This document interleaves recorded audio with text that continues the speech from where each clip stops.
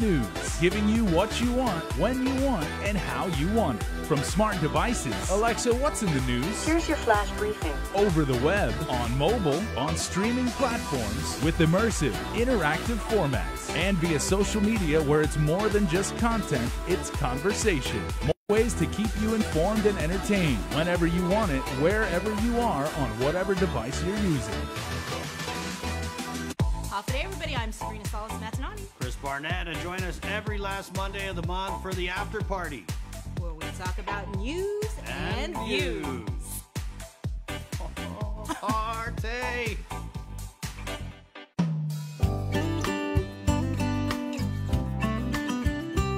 The Good Life, all month long on the stations and networks of KUAM. Check the KUAM News app or KUAM.com for all program listings.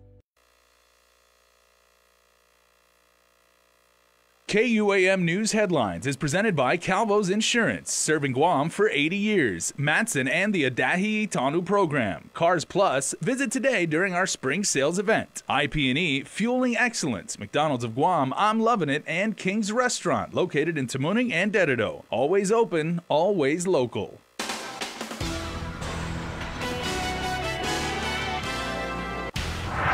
Straight ahead on Primetime Friday, a measure on gaming at the Liberation Carnival is discussed downtown at the Guam Congress Building. Also tonight, the Catholic Church could be paying off some sex abuse claims by next year, and local authorities need your help in finding the suspects in a pair of separate robberies caught on camera. Off day and good evening, everybody. If you're watching us live on KUAM TV or streaming us anywhere in the world on Facebook Live, we're glad you tuned in tonight because in our top story, Dan Tydinko served in the previous administration as chairman of the Port Authorities Board and has been appointed by the new governor to serve on the Guam Airport Board. Tydinko appeared before lawmakers today for his confirmation hearing, but before he gave his testimony, Bernadette Meno testified in firm opposition of that confirmation. Meno is one of 7 Port employees who were terminated when Tydinko was serving on the board and when Senator Mary Torres was serving as Port General Manager. They lost their jobs after they were found to have allegedly made illegal payments to Meno for her workman's compensation claim. Now, following those terminations, Torres resigned. The case has been ongoing for several years in the Civil Service Commission, with no indictments having ever been handed down. During the hearing, Meno testified that the case is the subject of a federal investigation and implored lawmakers not to confirm Tydinko. In many years that justice will soon come. Before even considering that request, it is critical that you take a look at his actions during his previous tenure as the chairman of the Port Authority of Guam. And when you judge whether he is worthy to serve on the airport board, then I think you will find that his actions were not only unethical, but clearly crossed over into criminal as well. Without going into too many details, I will confirm that I was contacted during the year 2018 by federal agents, specifically regarding the alleged illegal actions taken by Mr. Tydinko and others against myself and the port employees that were terminated. That matter remains active in their hands, and it was the first glimmer of hope in many years that justice will soon come.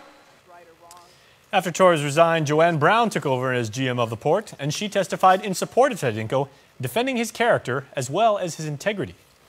We always sometimes in the course of our learning process don't make the best decisions. And some people just didn't make the best decisions at that time. I don't think that takes away from the actions of Dan Tydinko as a chairman of the board to hold people accountable, to hold management accountable, and ultimately ensure that the employees that work at the port don't misuse public resources for their own agenda. If this is the price you have to pay for standing up, God help anyone else in the government of Guam who wants to get up and speak out or take action against improper, illegal, unethical activities occurring. It's not easy to do that. It's not easy to do that when it might be a friend or family member or someone you've known and you have to take that action. It's very difficult because Guam's a very small community. At some point your paths are going to cross again. And he took the hard route. He could have turned a blind eye and just let it go because of who's who and who's what and who's connected to who, and he didn't do that. Now, several other noteworthy members of our community testified in support of Tydinko's nomination, including former Senator Tony Sanford, Attorney Anita Arreola, Bank Pacific President Phil Flores, and business people Sunny Atta and Donna Munya Kanata. Tydinko, meanwhile, testified about his accomplishments and looks forward to working with airport management if indeed confirmed. Board of directors to try and help contribute toward that end. Fortunately, Madam Chair, these interactions. The last word, however, went to Senator Mary Torres, who ended with a statement emphatically opposing his confirmation. I further call into question his integrity and ability to justly serve on a board as critical to our island as that of GIAAs. Madam Chair, I have nothing to lose or gain by Mr. Tydinko's confirmation. I simply believe that to sit here in silence would not only neglect my duties as a member of this committee, but would act as a great disservice to our people. And of course, we'd love to hear your thoughts on this matter. Add comments if you're watching us on Facebook right now and post your thoughts. Well, in other news tonight, the debate over casino gaming rages on, as this time it was at a public hearing on a bill to have mayors draft the rules and regulations for games of chance at fairs. And once again, the controversial issue drew testimony for and against. Nestor Lecanto was there and has our next report. The measure is seen as a way to bring gambling, which has been its biggest revenue source, back to the Liberation Carnival. But mayors believe the bill may be too broad. They say they only want gambling strictly for a 60-day period during the Liberation celebration. And Council President Mayor Melissa Savara says the regulation of gambling shouldn't be just up to them. The rules and regulations should actually come through the Department of Revenue and Taxation or through a gaming commission. We do not set up rules for games of chance. But gambling has been a very emotional and divisive issue here. Jackie Marotti, like her late mother, Senator Elizabeth Areola, is an outspoken critic who for years has led the opposition to casino gaming in particular. Every time gambling comes along, this community is divided to no end. We fight, we sue each other, we try to quiet each other, and I'll tell you, for many years I have worked directly with these mayors. They're hard workers, they're good people. Your purpose is to present laws and bills that benefit all and harm none. As you are looking at this bill, can you honestly say that no harm will come to anyone if this bill passes?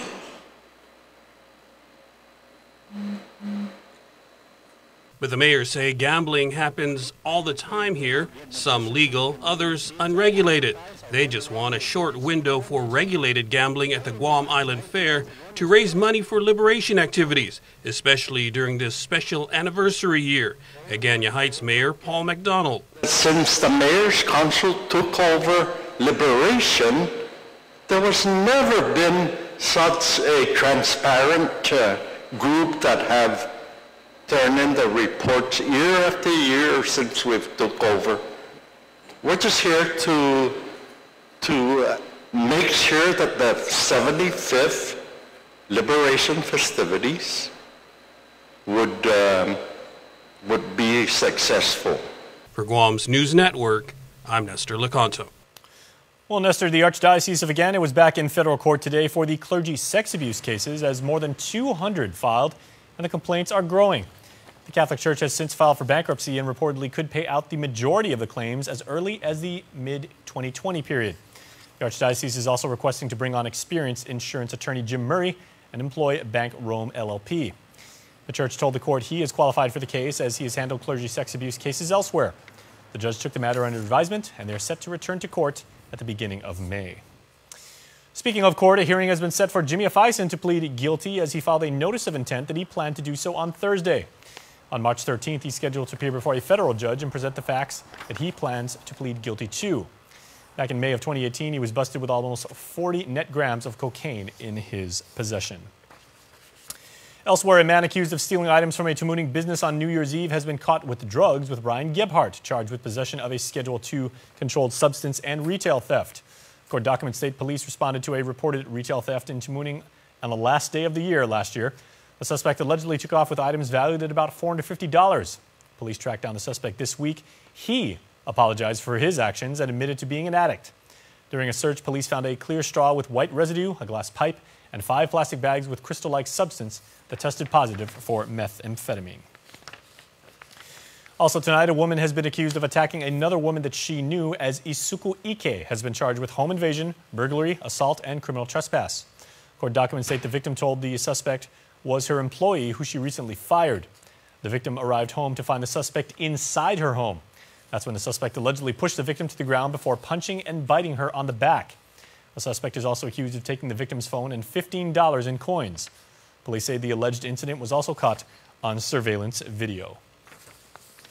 Well, a similar home invasion case is threatening one man as a man is accused of home invasion and multiple burglaries could be removed and sent to Texas.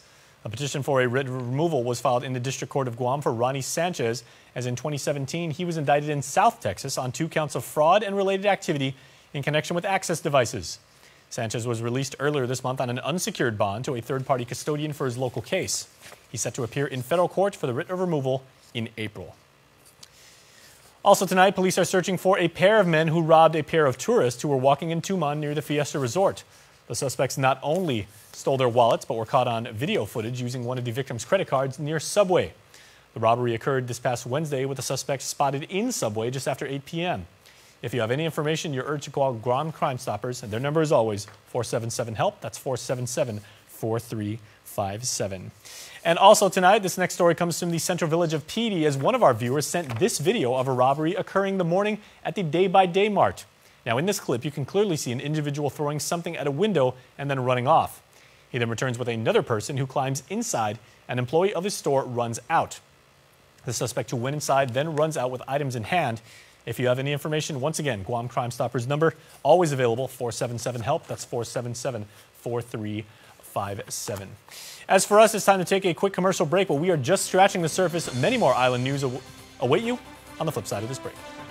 There are more ways to experience Guam via KUAM News, giving you what you want, when you want, and how you want it. From smart devices, Alexa, what's in the news? Here's your flash briefing. Over the web, on mobile, on streaming platforms, with immersive, interactive formats, and via social media where it's more than just content, it's conversation. More ways to keep you informed and entertained whenever you want it, wherever you are, on whatever device you're using. A simple handshake. That's all Jake Calvo needed when he started his company. Today, 80 years later, we like to say thank you to all of you who have taken our hand in trust. Thank you to the dreamers. Thank you to the realists. Thank you to the family-oriented. Thank you to the entrepreneurial. Thank you to those climbing the corporate ladder. And to the ones starting a new life together. Thank you to the traditionalists and the edgy. To the young at heart and the old souls. Thank you to the daring, to the protective, to the practical. Thank you to the hopeful. To all of you from all of us, our deepest, happiest, and infinite thanks. 80 years here for you. 80 years thanks to you. Calvo's Insurance, a legacy of trust. It's Micronesia Mall's 30th anniversary, and to celebrate, we are giving away a new Kia Soul LX, a Mazda 3i Sport, the popular Honda Civic LX, and 30 Manila Flyaways during our 30th anniversary Drive-Away Flyaway. Win 3 great cars from Triple J Auto Group, 30 Flyaways from Philippine Airlines, plus thousands of prizes from Burger King and Foot Locker when you play Micronesia Mall's 30th anniversary Drive-Away Flyaway. MTO, professional janitorial services with a warm hospitality touch. MTO gives that gift year-round. Pressure wash roofs, pressure wash driveways, lawn service, home cleaning, carpet restoration, office cleaning, commercial window cleaning, floor care. When cleaning is in order, MTO has you covered. Call 647-6861 to inquire on how you can receive the maintenance you deserve. MTO, celebrating 30 years with you, Guam. You can make each connection count with IT&E Prepaid. Talk, text, and share with the best price daily plans and rates. Stay in touch with loved ones, whether they're in Tumon, Garapan, San Jose, or even San Paulo, on the widest network in the Marianas. And reach out to friends and followers all over the world with the fastest, most reliable 4G LTE data. IT&E, explore your world.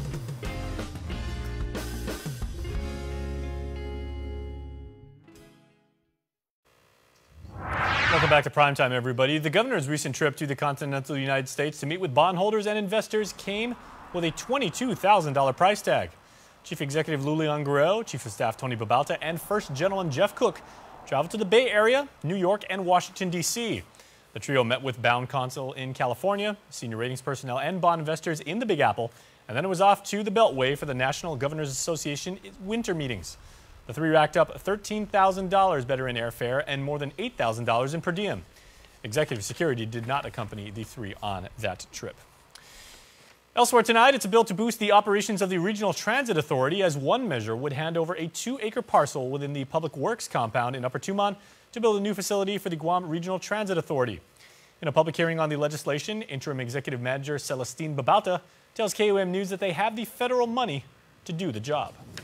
Moreover, another $1 million in federal funds have been programmed to construct the maintenance facility, and hoping to add another $500,000 in federal funds so that the GRTA, administration, maintenance, and operations will be under one roof.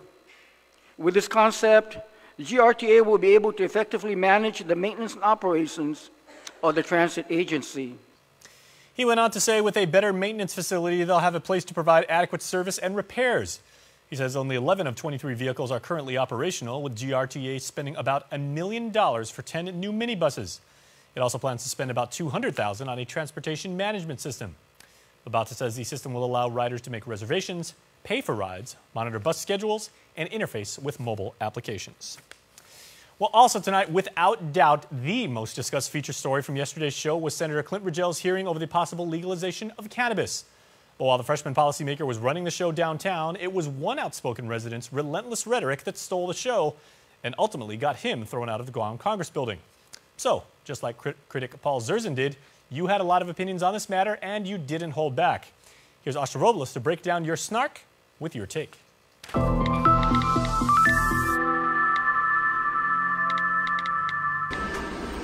Legalize it or criticize it. Debate has definitely sparked over at the Guam Congress building yesterday as a hearing rolled out to hear the Bill 32. Senator Clint Rigel's Guam Cannabis Industry Act of 2019 would make it legal for adults to use the substance.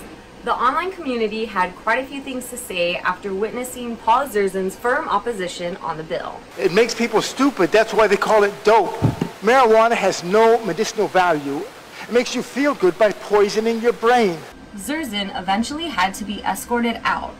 Here's how some of our online viewers on Facebook expressed their thoughts on the matter. Lynn Terlahi Villamor says, "I'm sorry, but that's not true.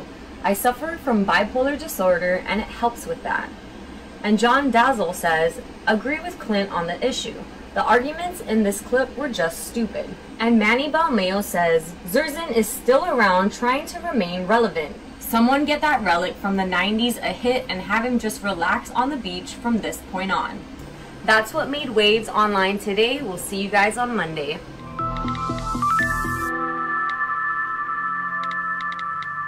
All right, while you ruminate on that for just a moment, here are regional headlines with our friends at KSPN2 News in Saipan. Hafa de Guam, here are the top headlines for CNMI. The executive branch has submitted their appointees for executive cabinet members. Now the Senate Committee on Executive Appointment and Government Investigations, or EAGI, is reviewing the positions for secretaries and commissioners. As their due process, the committee is awaiting the necessary requirements. As usual, if they don't submit the requirements, no appointment letters will be schedule of public. Of course, incomplete documentation that are required by the Senate rules under executive appointment are not submitted to my office, then those are not going to be entertained. They were advised by the governor when they are appointed all the requirements, so they have to be responsible on submitting all those documents. Otherwise, is it a lot of documentation? Yes, the drug test result, their resume, and your disclosure of their financial disclosures and police clearance. This documentation and also 2 new requirements, explains EAGI Chair Senator Francisco Cruz. Submitting their progress report and their action plan, what they're going to do for the next 4 years, if they are confirmed. Now, the additional process in our public hearing, before we do a public hearing, is we require them to submit a progress report of the past years that they served that department. And those that are new, we want to see a action plan as to what is their plan when they're confirmed serving that department. Okay, but there aren't any new. They're all returning, correct? They'd be incumbent if passed? So far, we don't have, in my record, I don't have any that are submitted by the president. There's no new. In addition, due to concerns within the general public, Senator Cruz says public hearings will also be held within all 3 senatorial districts. What's the drive behind having a public hearing? So we can accommodate the general public in Tinian and Rhoda, Tinian and Saipan. Of course, there's the police department there and so forth, right? So we would like to hear from them whether or not they're supporting that appointee by the governor. As Senator Cruz says, there have been complaints in regards to some individuals that are up for reconfirmation in these positions and their performance. There's some complaints from different senatorial districts. You know, I like I said, we don't want to just ignore that. That's why we want to give them the opportunity to come to the public hearing and testify whether they're in support or not, so we can hear their concern. Once these hearings are completed, the committee will proceed with the process, and this includes creating a full report of the members and presenting it amongst the entire Senate body for a vote to confirm or reject the appointee. And I want to make this very clear. This is only for the new process is only for those for the 3 senatorial districts that we're going to accommodate public hearing. It's only for cabinet, only for secretary, executive department secretaries, and commissioner. It will not apply to board and commission. It's to my understanding that after the governor appointed, you have 90 days to confirm, correct? Yes. If we don't take action within 90 days and past 90 days, that appointment or nominee it cannot be longer reappointed. It's 2 ways that no appointment letters will be dead. Is either we reject them or it dies on within the 90 days provision. And with the submission letters currently in the Senate since last month, this 90-day clock is ticking. Reporting for KSPN2 News, I'm Adriana Cotero. For more news, visit saipantv.com. For KSPN2, I'm Ashley McDowell. Back to Guam news now. Health officials say cancer is the 2nd leading cause of death on the island, and that's why getting screened in early is so important. The American Cancer Society reports that colorectal cancer is the 3rd most common cancer diagnosed in men and women in the nation. Health experts estimate it could result in more than 51,000 deaths this year. So local health officials joined the governor and lieutenant governor down at Adelup, declaring March 2019 as Colorectal Cancer Awareness Month. I encourage all residents to live healthy lifestyles and to talk to their doctors about getting screened. Fortunately, healthcare officials say the awareness is said to result in a drop in the number of people being diagnosed with colorectal cancer. Also, if you did not know today is International Women's Day, and the students at the University of Guam's Women and Gender Studies program celebrated by hosting a fair at the Manila campus. Multiple groups and organizations that are known to serve women as well as their families participated in the event. Jacqueline Garotti is a student intern with the initiative. Of course, we should all know, from the get-go, that anything is possible.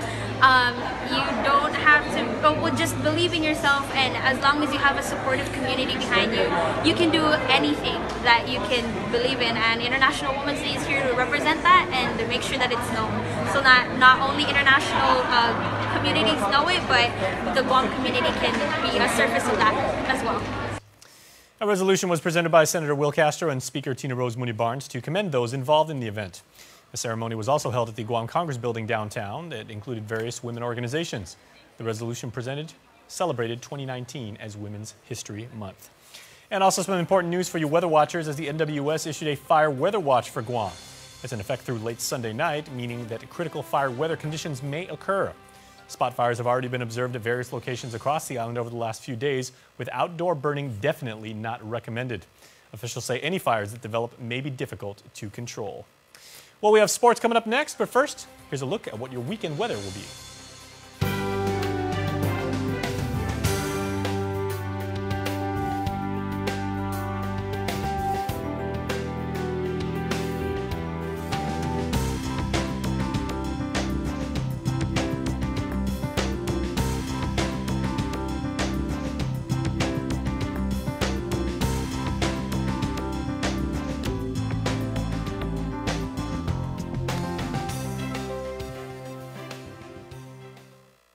Looking for a great deal on a new Chrysler, Dodge, Jeep, or Ram? Then get to Cars Plus in Mighty now for our spring sales event. Like a new Jeep Compass Sport, $166 per paycheck. Or a new Chrysler Pacifica LX, $220 per paycheck. Or save $8,500 on a new Ram 1500. How about a new Jeep Wrangler Sport? Only $274 per paycheck. Low 1.99% financing is available on approved credit. Save thousands during our spring sales event going on now at Cars Plus in Mighty. Cars Plus, driven by you.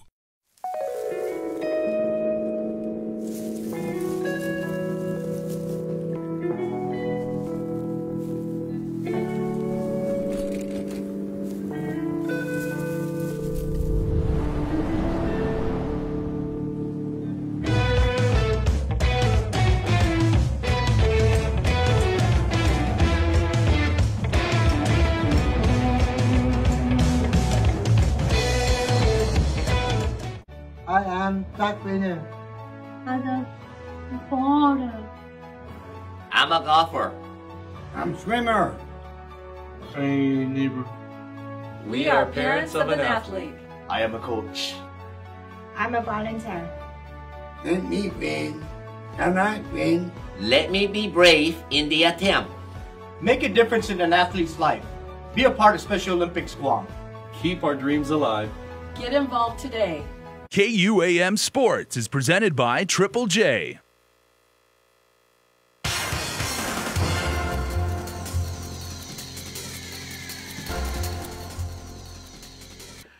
We're here at Doranzo Dedido for our Athlete of the Week. Today we have Taekwondo competitor Ryan Gaza. Congratulations, Ryan, for being Athlete of the Week. Who would you like to present the check to? I would like to donate to Make-A-Wish Foundation. How long have you been part of Taekwondo, and what is it about the sport that you enjoy so much? I've been in Taekwondo since 2006, and what I enjoy about it so much, of course, it's when I took a look at it, of course, seeing all the flying kicks and punches, it interests me. So I decided to join, and not only that, it was because of my parents, because growing up as a child, I started out with a lot of things that I lack, you know, like self-confidence, and my parents knew that I needed to develop myself in a way, and they made the choice for making me join Taekwondo. And you're a black belt. When did you achieve your black belt? I achieved my first degree black belt 2010 of December, and my second degree December 2012. You took a double gold medal from the recent competition Master Noli held at the Micronesia Mall. Tell us about that event. That event did involve mostly forms. You know, we wanted to show what we learned from Taekwondo and displayed it out in the stage. So that involved us showing the kicks and forms that we always train for. Giving back to the kids, how has that been, teaching classes and spreading your knowledge of the sport of Taekwondo? Oh yes, that's what made me really kept going with Taekwondo, because I'm able to teach kids and I'm able to bring all the lessons that my master taught me and bring it on to the kids. I wanted to show them that they can succeed what I've been doing throughout my life in Taekwondo. I wanted to show them if I can do it, they can do it. You know, I want them to have the right mindset towards it. All right, congratulations. Stay tuned to our next Doranzo Athlete of the Week. KUAM Sports Athlete of the Week is brought to you by The 2019 e-soccer program is up and running at the Guam Sports Complex soccer field in Harmon every Saturday. 10 soccer teams, coaches, and families will take part in team activities and games. E-soccer allows kids ages 4 to 18 years old with special needs a chance to play with their age group. The program also offers a unique opportunity for kids to play together and encourages inclusiveness in sports. The spring season will run for a total of 8 weeks from now through April 27th. For more info, visit guamchristianchurch.org/esoccer or call Brian McMillan at 482-0577 or email esoccerguam@gmail.com.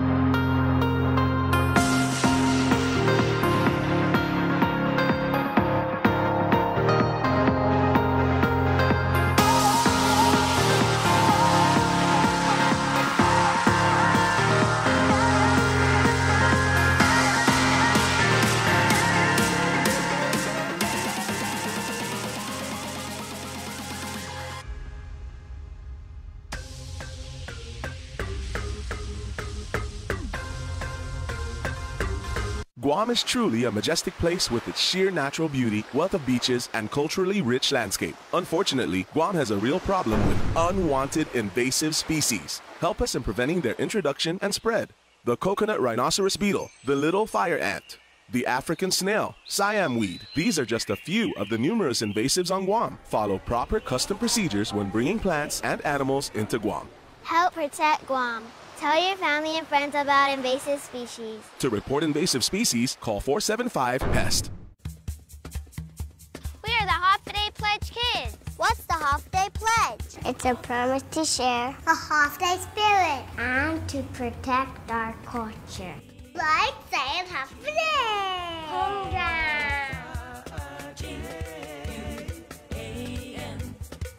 It also means promising to keep our island clean. Like cleaning up the beach? That sounds so easy. It is. Anyone can sign up, even kids just like us. How do kids sign up? It's easy. Moms and dads call the Guam Visitors Bureau and sign your kid up to take the pledge. All kids get certificates, bags, and can enjoy cultural activities at the signing ceremony. We are Half a Day Pledge Kids, and you can be too.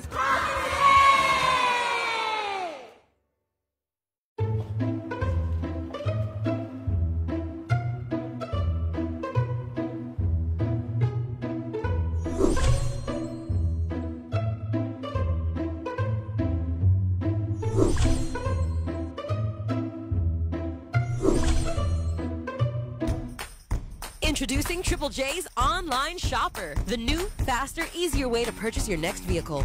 Explore hundreds of new and used vehicles in full 360-degree view. Get pre-approved instantly from the comfort of your home or office. Personalize your own finance terms and get top market value on your trade-in in just a few quick, easy steps. Buy with confidence from start to signature, and we'll even go the extra mile to deliver your vehicle to your home or office. Have a question? Our sales team is just a chat away for instant assistance. Click, pick, drive. Complete the entire car buying process with Triple J's Online Shopper and purchase your next vehicle at triplejguam.com today. Can I just get it right back?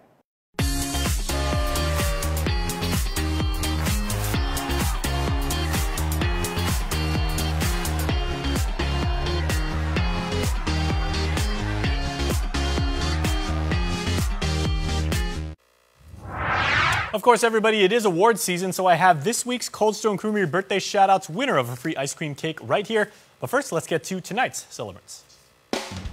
We cannot let this episode of Primetime end without saying happy birthday to some very special Guamanians on this Friday, March 8th. Yuri and Ugan Manlapaz. Happy birthday to you from your friends and loving family. Also, happy birthday wishes going out tonight to Carl St. Nicholas. Hope you had a fantastic day, Carl. And also happy belated birthday wishes to another member of the Manlapaz family. Happy birthday to JD. All right, everybody, you too can be part of the club. Just go to KUAM.com and register. And as I indicated earlier, We have a winner to announce. Now, right here I have the envelope. Actually, it's not an envelope. It's just a folded piece of paper because our budget is like that. And the winner of this week's birthday cake is Mike Jr. Guzman, whose birthday was on Wednesday. Mike, congratulations. Hope you have a wonderful extended birthday. Someone will contact you and let you know how you can pick up your cake this weekend because it may be a little bit hot. So that is going to really cool you down. Have a wonderful extended birthday. All right. Extra is coming up next. I'm going to take a 20-second break. Be right back. Closed captioning is brought to you by IT&E. Explore your world.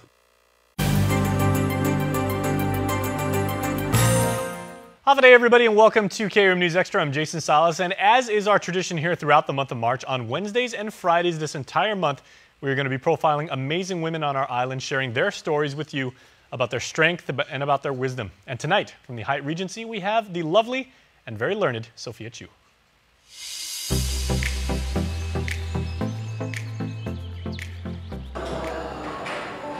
Half a day. My name is Sophia Chu, and I'm the General Manager of Hyatt Regency Guam. She grew up on island, graduating from the Academy of Our Lady of Guam. Then I went to university in Portland, so I graduated from the University of Portland in 1992. Upon graduating, she had returned back to Guam for what she thought would be a summer vacation. Before going back out to the States to get my MBA, came back to Guam. My mom didn't want me staying at home all summer long doing nothing, so looked for a job. She would get a summer job as a sales assistant at a hotel that at the time was Palace Hotel. After 2 months in, decided that I found my calling, deferred going back to school, stayed on, and 25 years later, still here. In January 1995, she joined Hyatt Regency Guam as a business development manager and progressed through the hotel to become the executive assistant manager of sales and marketing in 2010. She said, although working in a hotel industry wasn't something she realized she wanted to do when she was growing up, she did recall that when she was younger, she liked traveling and staying in hotels with her family. Enjoying vacations, enjoying the life of living in hotels and spending vacations there. So I always had a want to travel, but I can't say that hotel was my dream from childhood. But once I started, after taking on my first job, yeah, I decided then that that's what I wanted to do. In an industry that is constantly evolving and move at such a fast pace, what motivates Sophia to keep going? One is family. I have